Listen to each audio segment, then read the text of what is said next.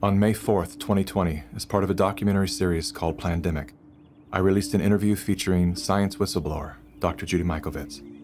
The interview received fierce backlash for spreading what the media declared dangerous conspiracy theories.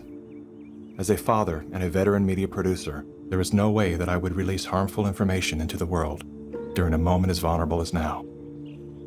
I had known Dr. Judy for 2 years before filming her interview. I read her book, then thoroughly researched and vetted her story. After interviewing her legal team, former colleagues, and people who have known her for decades, one thing I can say without question is, Judy Mikovits is one of the most honest, caring, and courageous women I've ever known.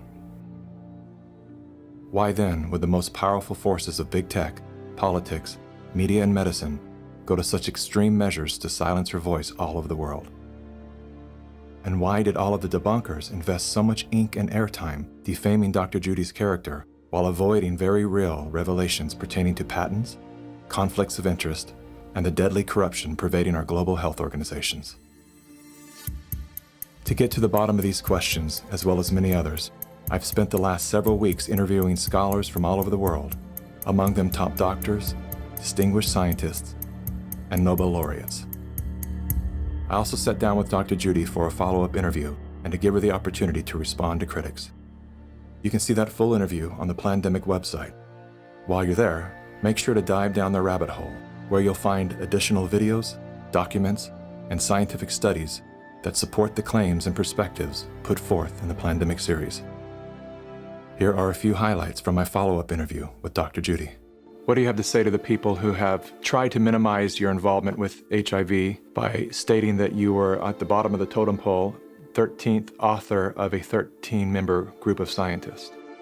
Well, the 13th author is the senior author, so that means they're the most important author. Why did you agree to retract your own XMRV paper? The paper was actually force retracted. I was actually being held in jail. You told me that you had financial offers to remain silent. If you simply say you made a mistake and promise never to say another word, you can keep everything. You'll get all of your grants. You'll get everything back, millions of dollars. You'll get publication and funding. My lawyer said, that's the best offer you're going to get. I said, you don't understand me. I don't need an offer. I've already lost everything. If I thought even one child or one grandma was injured or killed because I didn't do something, that would have ended my life as I know it. There was no money you could ever pay me to get me to cover this up. I will never stop telling the truth.